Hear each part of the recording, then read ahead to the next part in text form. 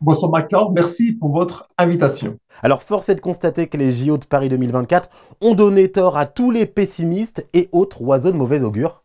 Ce qui est assez incroyable, c'est qu'on entendait plein de choses. Alors attendez, ça fait partie aussi du français, hein. Le français est râleur, le français se plaint tout le temps, ça n'ira jamais. Et paradoxalement, pendant 15 jours, mais en fait, toutes ces personnes qui prédisaient en fait des problèmes, etc., ça, on ne les a pas entendus. Et d'ailleurs, regardez, aujourd'hui, on n'entend que du positif, personne ne râle, tout se passe bien. Donc en fait, effectivement, on peut le dire haut et fort, ils se sont trompés. Je le disais en introduction, vous étiez ambassadeur de ces JO de Paris 2024. En quoi consistait votre rôle? Moi, mon travail au sein justement de ce rôle d'ambassadeur, c'était de promouvoir une forme un petit peu d'éducation. Pourquoi? Parce que le système olympique international aujourd'hui a un peu changé avec une nouvelle feuille stratégique de promouvoir non pas forcément un héritage matériel, mais un héritage sociétal, ce qu'on appelle un héritage immatériel. Et de montrer que les valeurs, qu'on parle de fair play, d'excellence, d'amitié, eh bien, ça va beaucoup plus loin que ça, et notamment à travers les principes notamment de neutralité, d'éthique, mais surtout de non-discrimination. Eh bien justement, parlons-en de ces valeurs. Vous avez vécu ces JO de Paris de l'intérieur et tout le monde s'accorde à saluer l'atmosphère de bienveillance Ouais, et de fraternité, ouais. aussi bien entre athlètes qu'entre supporters. Les valeurs de l'olympisme, finalement, c'est quelque chose que vous avez également constaté? Ces jeux ont permis en quelque sorte d'avoir un exutoire.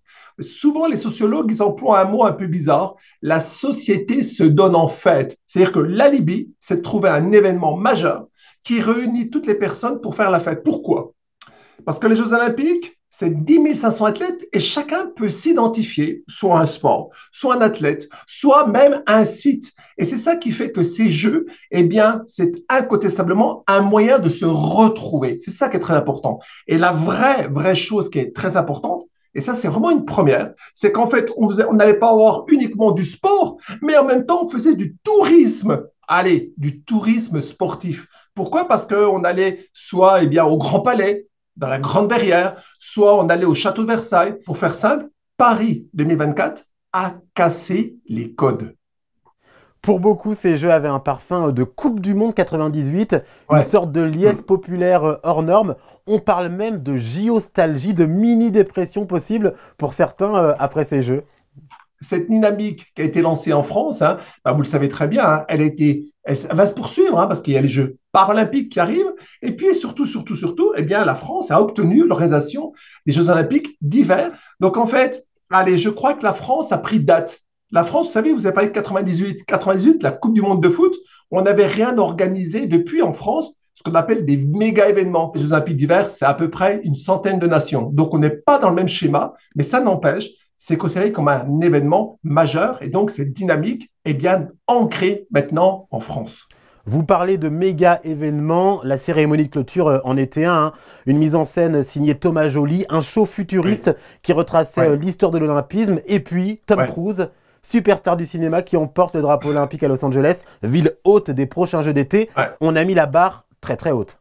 Hier soir, c'était incroyable avec même c'était tellement populaire à un moment donné les athlètes l'ensemble des athlètes se sont arrivés sur la tribune hein, on leur a dit attendez il y a un énorme concert qui doit suivre attendez avant d'aller dans ces réjouissances totales donc oui hier soir c'était un moment de aller de partage d'amitié, d'interculturalité. Alors, ça fait un peu bisounours, ça fait un petit peu utopique, mais c'est la réalité. Hier soir, c'était une ferveur totale, c'était une réussite totale de ces Jeux et surtout un grand bravo aux 45 000 volontaires. Vous le savez que les Jeux peuvent exister uniquement si les volontaires sont là. S'il n'y a pas de volontaires, ça ne marche pas. On parle des athlètes, on parle de toutes ces médailles, mais surtout, hein, par pitié, ne pas oublier les volontaires. Merci de nous avoir partagé un peu de votre passion, Éric Monin, historien du sport, Merci à vous. spécialiste des Jeux Olympiques et ambassadeur de Paris 2024, mais également vice-président de l'Université de Franche-Comté à l'Olympisme. Merci à vous. Merci de votre accueil.